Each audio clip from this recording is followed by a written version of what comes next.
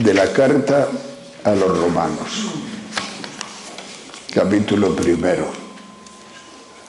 Ante todo, doy gracias a mi Dios por medio de Jesucristo, por todos vosotros, pues vuestra fe es alabada en todo el mundo. Porque Dios, a quien venero en mi espíritu, predicando el Evangelio de su Hijo, me es testigo de cuán incesantemente me acuerdo de vosotros, rogándole siempre en mis oraciones, si es de su voluntad, encuentre por fin algún día ocasión favorable de llegarme hasta vosotros. Pues no me avergüenzo del Evangelio, que es una fuerza de Dios para la salvación de todo el que cree, del judío primeramente y también del griego, porque en él se revela la justicia de Dios, de fe en fe, como dice la Escritura: el justo vivirá por la fe. Palabra de Dios.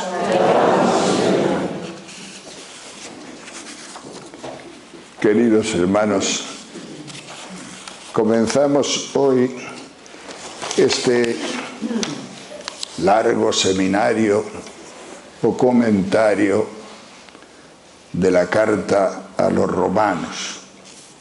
Siempre la llevo en el alma desde hace mucho tiempo. He predicado varias veces sobre ella, pero esta vez, pues al ir creciendo en edad, parece que la entiendo un poquito mejor. Y entonces me es para mí también una alegría profunda poder transmitir aquello que voy entendiendo. Desde Navidad llevo preparándola. Me han salido 32 charlas. No os asustéis, que veo algunas caras de susto.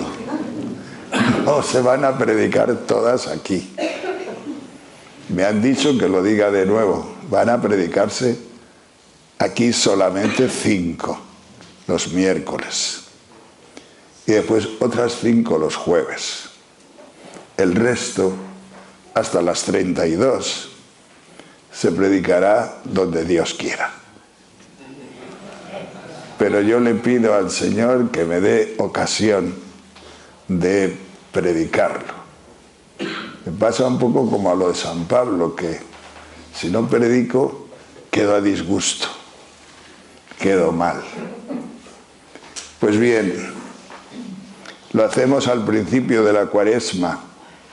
Anoche soñaba yo con la Cuaresma y lo veía como un camino, como una subida a Jerusalén, juntamente con Cristo. La Cuaresma no la podemos vivir solos, sino que subimos juntamente con Cristo. Y entonces me pegaba bien lo que dice la Iglesia de el ayuno, la oración y la limosna. Porque juntos, en comunidad, pues sí que pega bien eso. Limosna de amor. ¿Qué tenemos que hacer nosotros en esta comunidad? Limosna de amor. ¿Qué tenemos que ayunar? Pues de todas aquellas cosas que hagan daño a la comunidad. La oración, ¿qué es la oración? Pues caminar juntos, en un mismo sentir, hacia Jerusalén con Jesucristo, donde va a ser crucificado, pero también donde va a resucitar.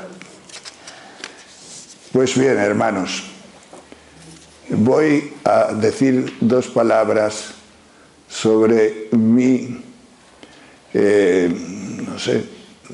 pequeña historia acerca de la comprensión de esta carta a los romanos. Es reciente, o sea, no es fácil llegar a la carta a los romanos. A mí no me ha sido nada fácil. En primer lugar, yo recibí la formación religiosa que yo llamo teología, pero es una teología de la retribución, que a lo mejor muchos de vosotros os encontráis que también es la vuestra. ¿Qué teología es la de la retribución? Pues es una teología que se basaba mucho en obras, en méritos, en virtudes, en sacrificios para ganar el cielo. Siempre ayudados por la gracia, claro, porque si no, no sería ni cristiana. Pero en esa línea del esfuerzo personal, del mérito personal y de alcanzar por las propias fuerzas el premio eterno y la vida eterna. Así puedo decir a bote pronto que con esta teología yo no llegué nunca a la carta a los romanos. Y no se llega a la carta a los romanos. Más bien se tiene la Biblia, estoy hablando de un fraile que soy yo. Más bien se tiene la Biblia en el anaquel, esperando que haya que consultar algún día alguna cosa, pero no consultas casi nunca nada. ¿Por qué? Porque te vas por otros caminos. Incluso para explicar la fe, te vas por los caminos de la filosofía, por los caminos que estudias en las facultades, en la universidad. Y yo empecé pues estudiando como todo sacerdote, pero los dominicos de una manera especial, en el sentido de que, bueno, pues la doctrina que se estudia para ser sacerdote es, digamos, aristotélico-tomista. Santo Tomás de Aquino es un dominico. Entonces a nosotros nos, ¿cómo se dice? Nos enguten bien de filosofía tomista. Y tuve la sensación, después de estudiar la filosofía aquí en España, de que no había nada. De carta a los romanos, nada. Nada. La teología fui a estudiarla, vamos, me mandaron a estudiarla a Alemania, Colonia. Y allí estuve estudiando la teología. Me acuerdo perfectamente de que en uno de los cursos de teología, la clase de exégesis que se llamaba, es decir, de estudio de la escritura, fue sobre la carta a los romanos. Me acuerdo perfectamente. El profesor era un dominico judío, pequeño, feo, carrasposo, tomaba rape, o rapé, como se diga, en la clase. Y yo le decía a algún compañero alemán, ¿qué hace? ¿Qué hace? Y me lo explicó porque yo, en la inocencia de mi España, de la que salí yo, nunca había visto tal cosa. Pero figuraos, desmitificaba mucho las cosas. Era judío, como que no hubiera resurrección, como hablaba de tal forma que como que me destruía lo que yo había chupado de mi madre, de mi gente, de mi educación, de mis frailes. Y me daba rabia. Entonces me di yo cuenta que la formación que tenía sí que la tenía dentro, pues si no, no me daba rabia. Claro que por las tardes, en el jardín del convento, que era bastante amplio y lleno de setos, yo veía al feíto este paseándose con el rosario en la mano y rezando el rosario. Digo, ¿cómo es posible? Si a mí me parece ateo y va rezando el rosario por las tardes. Entonces pensaba yo, no debe ser tan ateo. Pero no saqué nada, absolutamente, de la carta a los romanos. Yo seguía con mi tema filosófico, entré en el existencialismo más tarde. Mucho, porque yo esto lo he vivido con mucha profundidad. Los dominicos es que es nuestra forma de vivir, el pensar, el llegar al pensamiento, el llegar a la metafísica de las cosas. Y yo entré aquí en Madrid, ponían de vez en cuando algunas comedias, por ejemplo, o dramas de Jean-Paul Sartre. Yo siempre iba a verlos, aunque fueran pequeños teatros como de ensayo, a puerta cerrada, que algunos la conoceréis, 3 personas en el infierno discutiendo. ¿Por qué se han condenado y echándose la culpa los unos a los otros de la condenación? Tela. La prostituta respetuosa. Tantas cosas. Después tuve la suerte de que una chica en Alemania durante un verano me convirtió a lo que llaman ahora, bueno, y entonces el SPD, o sea, al socialismo. SPD, de Schulz, que oímos estos días. Y entonces me abrió porque el existencialismo es individualista, habla del hombre y estudia al hombre y sufre por el hombre, pero muy individualmente. Pero hay otra forma de sufrir por el hombre, que es comunitariamente, políticamente, no sé cómo llamarlo. Y entonces yo entré por esos caminos también y me preocupaba por la gente, por el bienestar de la gente, casi por la lucha de clases para que la igualdad y para todas estas cosas, que no hace falta que las explique mucho, pero de carta a los romanos nada. Yo seguía mi sacerdocio, pero un sacerdocio ajeno a los mensajes, no de la Biblia, porque el Evangelio sí, claro, pero de la carta a los romanos y de esas cosas, nada de nada, evidentemente. Pues bien, después, ya con 40 años, 41 años, tuve la suerte de que caí aquí. Caí en este grupo. Y al caer en este grupo, hubo una transformación profunda en mi corazón. ¿Cómo caería yo en este grupo, Dios mío?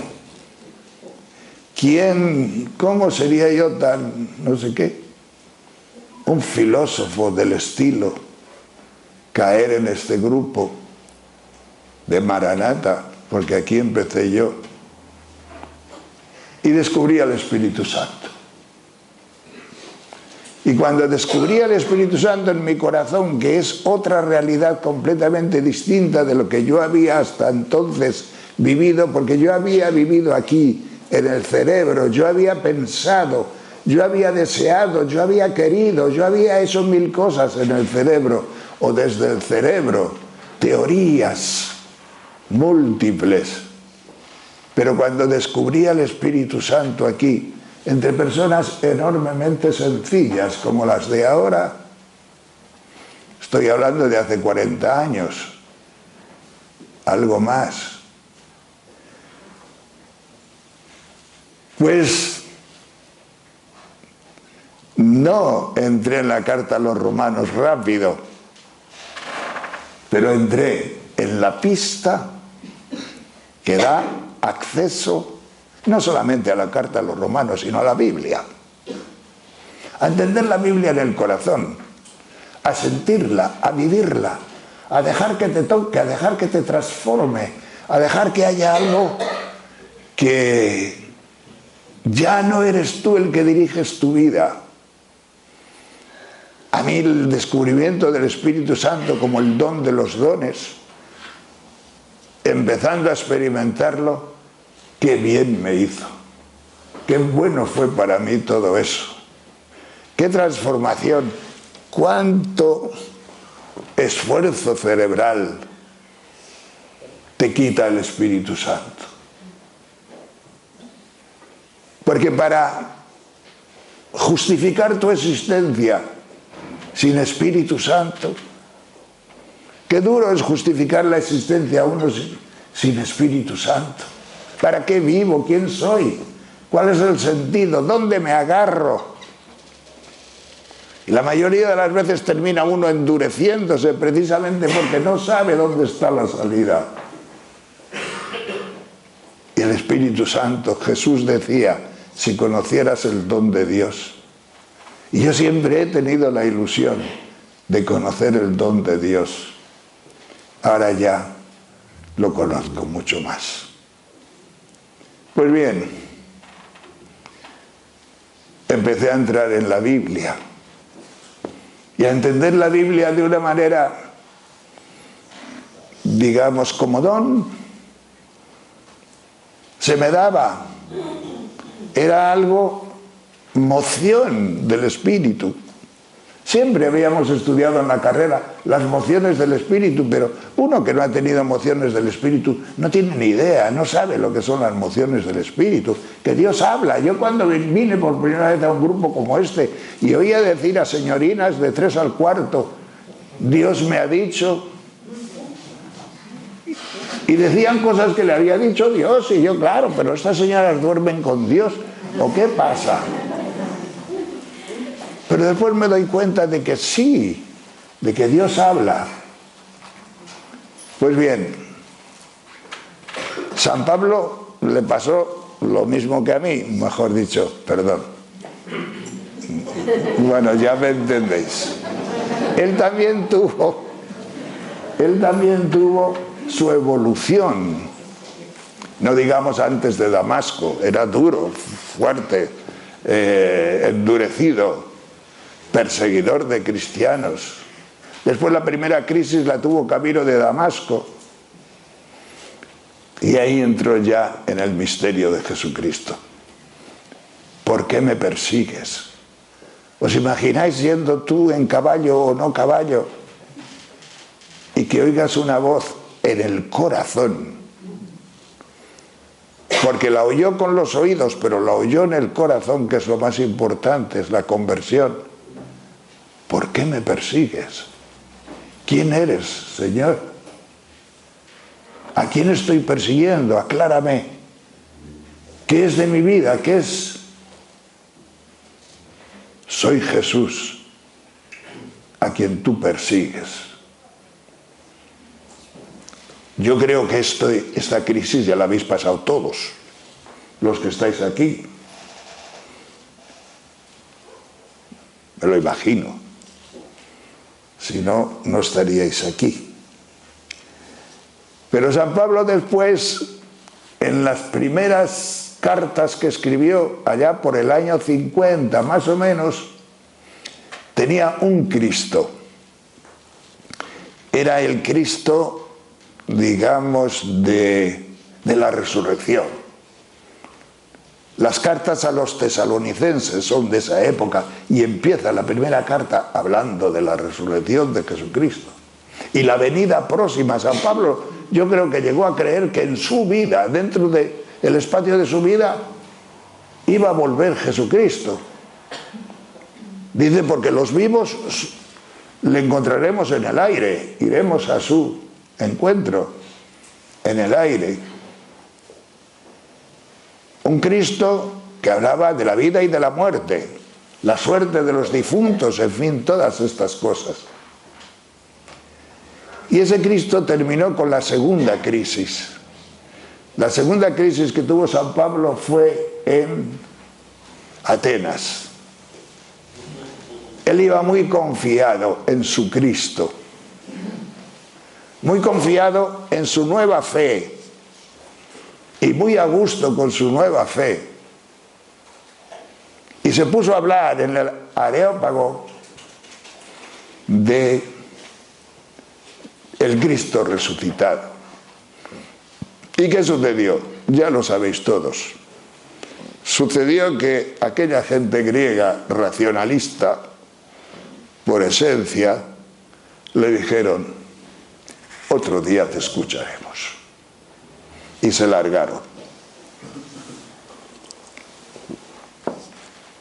Un fracaso.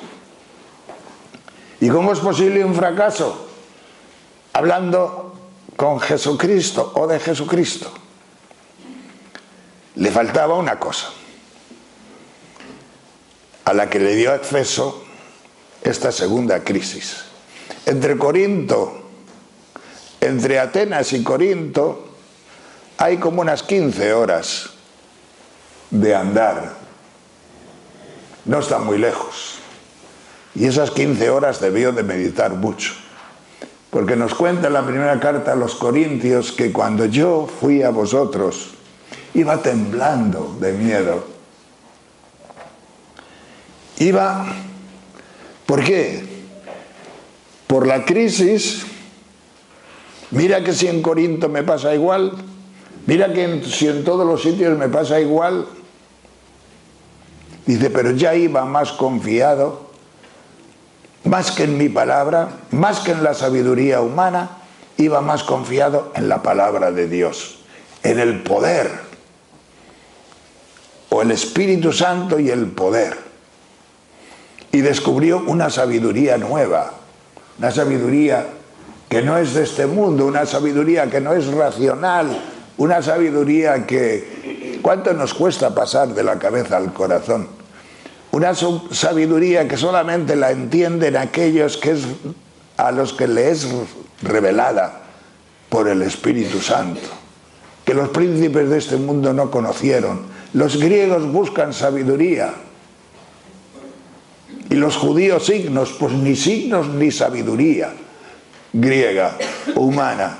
En ese momento San Pablo descubrió de que estábamos ante una sabiduría que después llamará de la cruz, la sabiduría de la cruz, que no es racional, que no es lógica, que hay que agachar el espíritu hasta lo más profundo de ti mismo y caer de rodillas y decir, Señor, habla tú. Porque si hablas tú, sucederán cosas. Pero si no hablas tú, yo me voy a lo mío. Yo me voy a mi razón, yo me voy a mi racionalismo, yo me voy a mis cosas. Y entonces San Pablo descubrió el Cristo de la sabiduría, vamos a decirlo así. Pero claro, para llegar a la carta a los romanos le faltaba otra crisis. Y esta otra crisis, la tercera, vino con el problema de los gálatas. Él estuvo en Galacia. Galacia es una región allá en Anatolia, es decir, en Turquía, la Turquía actual. Precisamente la capital es Ankara, la capital de los celtas, aquellos que eran celtas, los gálatas. Y tan eso como los celtas. ¿Qué es eso? No lo explico. Y entonces, pues, le acogieron muy bien. Tenía una enfermedad que yo no sé qué enfermedad era, pero debía ser bastante importante o un poco asquerosita, digamos. Y le trataron y él les convirtió, muy convertidos. Pero al poco tiempo pasaron por allí unos judíos que llamaban judaizantes del partido de Santiago. Figuraos, así empezó la iglesia, con estas discusiones, diciendo, ese no es apóstol, ese es un embustero. ¿Qué es lo que está predicando? Está predicando una gracia, está predicando una gratuidad, está predicando un Cristo sin que haya que cumplir las leyes judías, a un Cristo sin circuncisión, a un Cristo sin legalidad, a un Cristo sin pureza, pureza legal. Porque estos judaizantes se parecen un poco a lo de la retribución. Cristo sí, pero con obras. Es decir, con obras humanas. Porque obras siempre son necesarias. Pero unas son obras para ganar la gracia y otras procedentes de la gracia. Y a nosotros lo que nos interesa y lo que nos enseña a los romanos, la carta a los romanos, ya lo veremos a lo largo de las 32 charlas, nos interesa obras que prueban la fe, pero derivadas de la gracia, no para alcanzar la gracia, sino provenientes de la gracia. Y entonces los pobres gálatas, celtiñas ellos, pues se fueron pasando a otro evangelio. Y San Pablo empieza la primera carta a los gálatas diciendo: me admiro de que tan pronto os hayáis pasado al otro evangelio. Les dice unas cosas terribles. Pues aunque yo mismo, un ángel del cielo, fuera a predicaros una cosa distinta de lo que os he predicado, anatema sit, anatema sit. O sea, sea maldito. Lo repito, dice, aunque un ángel del cielo os predicara otra cosa distinta de la que yo os prediqué, sea maldito. Esas son palabras que un hombre, por muy Pablo que fuera, dijera: si alguien os dice algo distinto de lo que yo he dicho, aunque sea un ángel del cielo, que sea maldito el ángel. ¿Qué tendría? ¿Qué tendría? ¿Qué corazón tendría? ¿Qué fuerza tendría ahí adentro? Bueno, pues entonces nació en él otro Cristo. Y ese otro Cristo es el Cristo que podemos llamarlo de la justificación. ¿Cómo nos justificamos? ¿Por las obras? ¿Por la circuncisión? ¿Por la legalidad judía?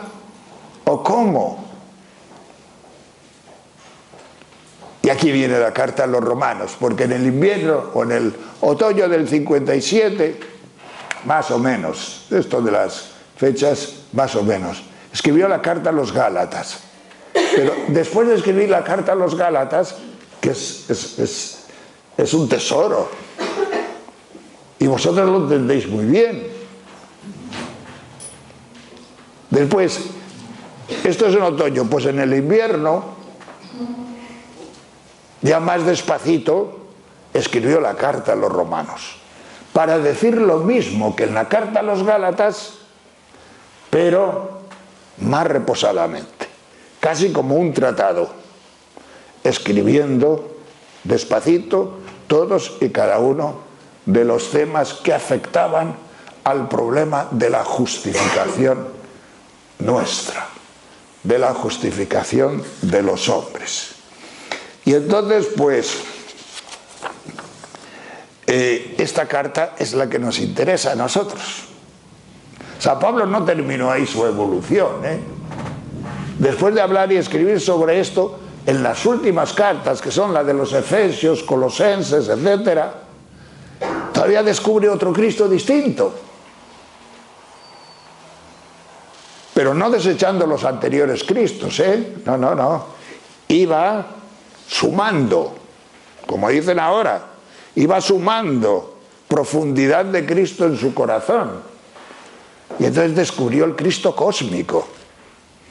Es que Cristo no solamente ha venido a transformar el ser humano, el cosmos entero, cielos nuevos y tierra nueva. Y entonces aparece Cristo, el hombre Jesús,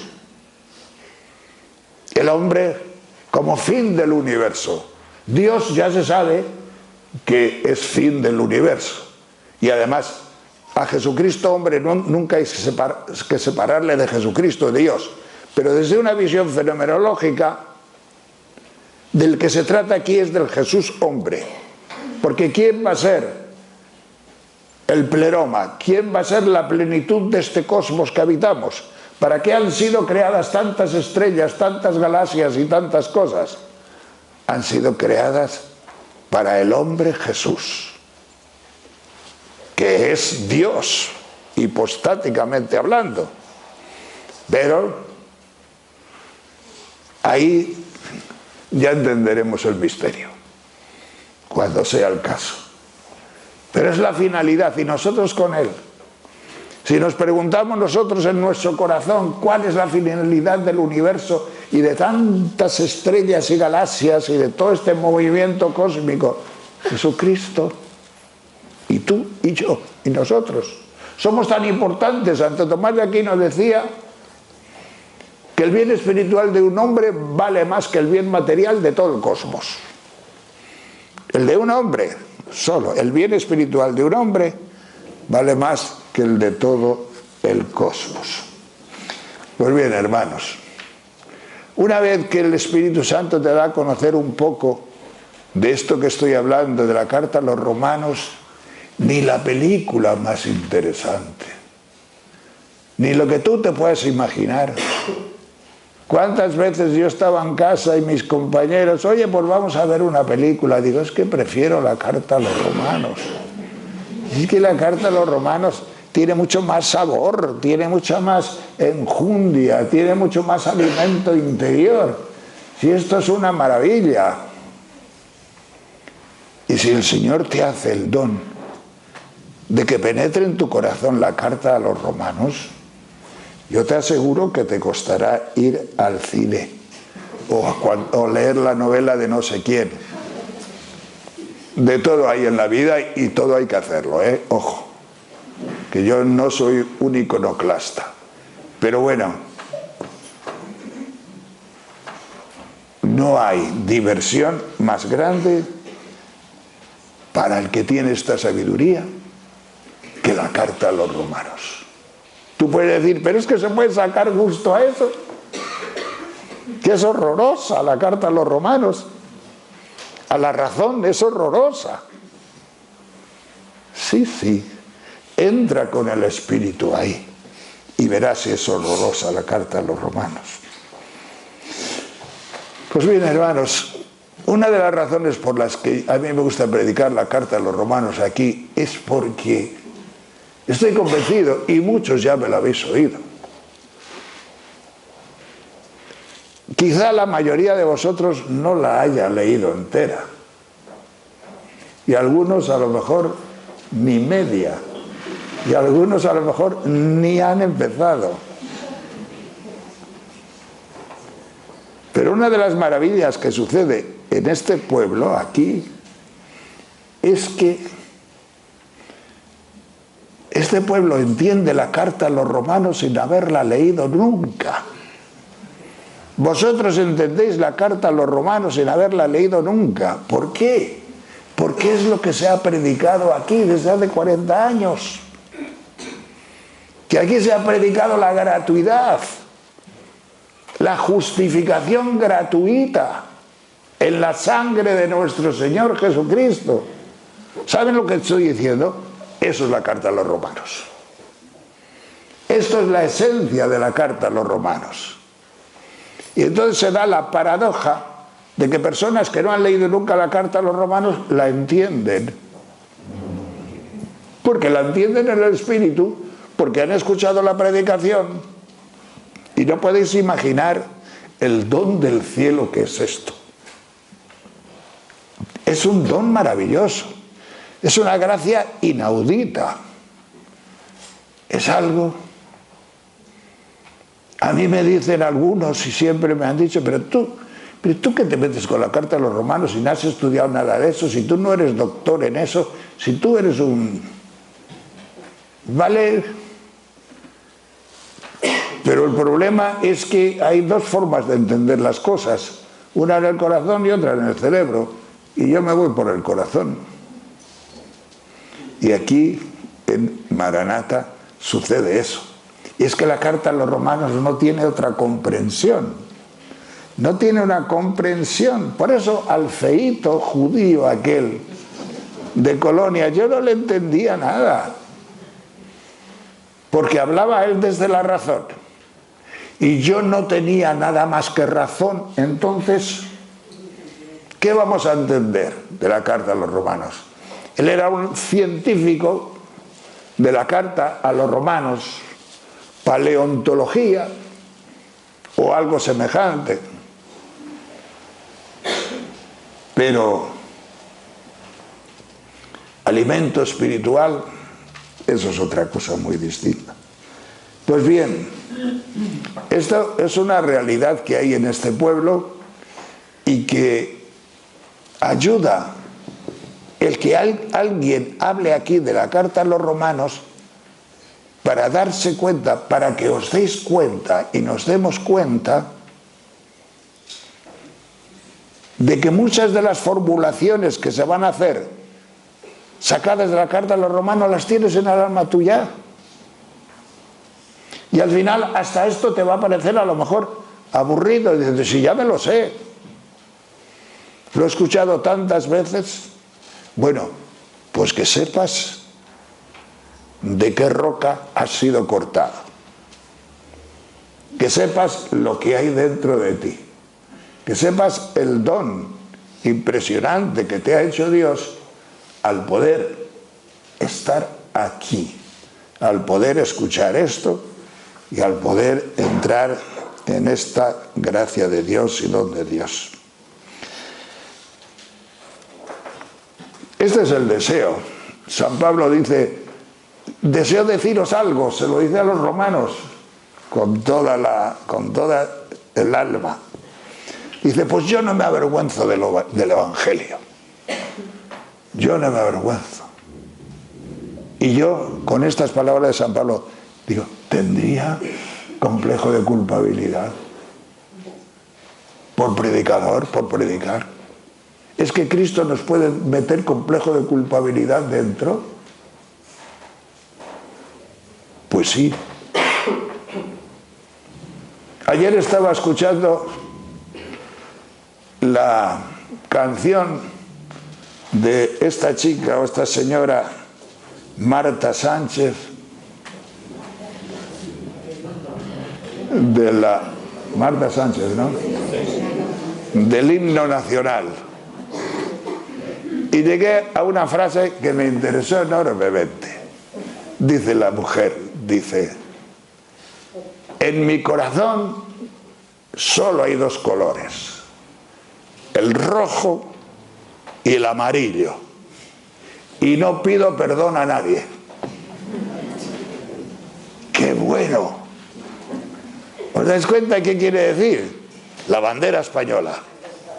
En mi corazón hay dos colores, el rojo y el amarillo, y no pido perdón a nadie, aunque algunos se escandalicen, aunque en la propia España digan algunos que no hay que honrarla. Entonces yo inmediatamente pensé en San Pablo y en esta frase, no me avergüenzo. ¿Qué había en el corazón de San Pablo? ¿Qué colores había en el corazón de San Pablo? ¿Qué colores hay en vuestro corazón? Rojo y amarillo, ¿verdad? El rojo de la sangre de Jesucristo y el blanco, que es el color del triunfo, es el color de la resurrección. Pues en nuestra alma hay dos colores, el color blanco de la resurrección y el color amarillo. En esta carta a los romanos, voy a canonizar a esta señora ahora. En esta carta a los romanos hay un capítulo que se llama 10. Bueno, uy, qué tonto soy. Un capítulo que se llama 10, qué bobada. El capítulo 10 dice una cosa: el que proclame y sienta en su corazón que Jesús es el Señor y que Dios le ha resucitado entre los muertos, será salvo. Claro, en el himno de Marta Sánchez, pues no puede decirse esto porque no pega en un himno.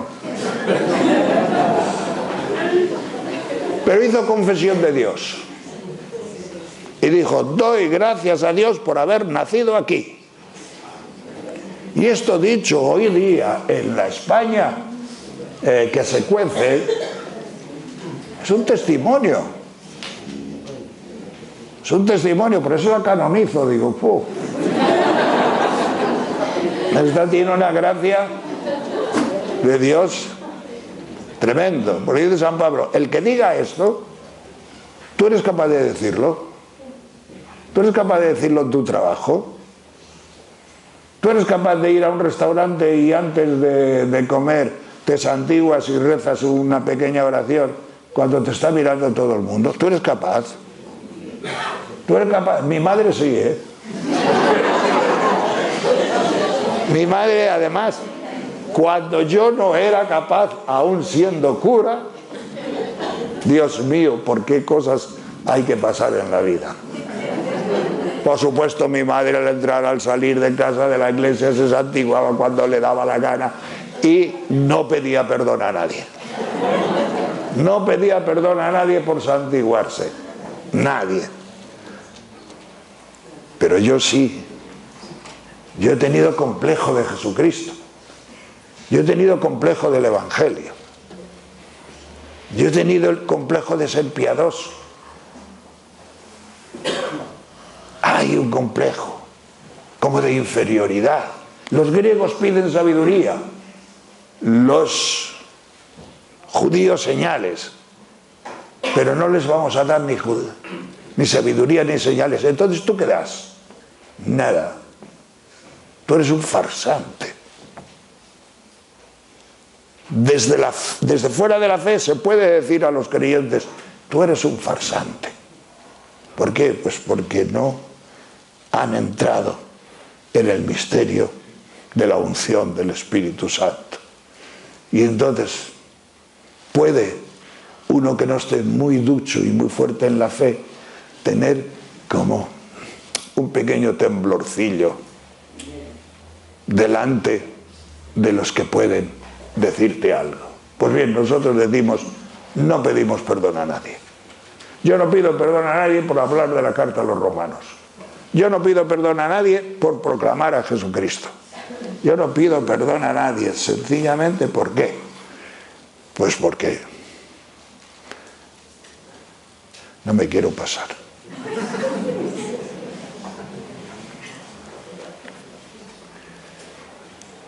No pido perdón a nadie sencillamente pues porque me tengo que respetar a mí mismo. Estas cosas de los respetos, por respetar a no sé quién, nosotros dejamos de ser nosotros mismos. Terrible. Hay 3 mandamientos principales. Amarás a Dios con todo tu corazón. Te amarás a ti con todo tu corazón y amarás al prójimo como a ti mismo. El segundo mandamiento es más importante que el tercero, porque tú nunca amarás a los demás si no te respetas y te amas a ti mismo. O sea, no vale con decir amarás a Dios y al prójimo, no, y a ti. Te tienes que respetar tú, en tus creencias y en tus cosas. Estas navidades, cuando estaba yo en Valencia hace 2 meses, pues me da... Castilla y León es muy Castilla y León. Y en toda la calle mayor de Palencia y por toda Palencia sonaban los villancicos con un alcalde socialista. Sonaban los villancicos, pero los de siempre. La Virgen, San José, el niño, la burra y el buey y la fe de toda la vida. Y yo decía, estos no respetan a nadie.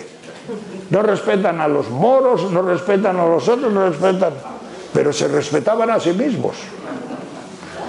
Y yo caí en la, digo, qué bueno. Castilla y León hay un respeto, que no lo hay aquí. Que no lo hay en Madrid. Porque aquí no hay respeto por lo nuestro. Por aquella otra cosa. Pues bien, nos respetamos nosotros a nosotros mismos creyendo en Jesucristo sencillamente porque no necesitamos pedir perdón a nadie. Bien, pues no, sí tengo más cosas, pero no quiero seguir, porque ya llevo mucho tiempo. Cuando estás en la habitación dices, no tengo ni para media hora, después llegas aquí y a la media hora no has empezado. Bueno, pues gloria al Señor, hermanos, pero...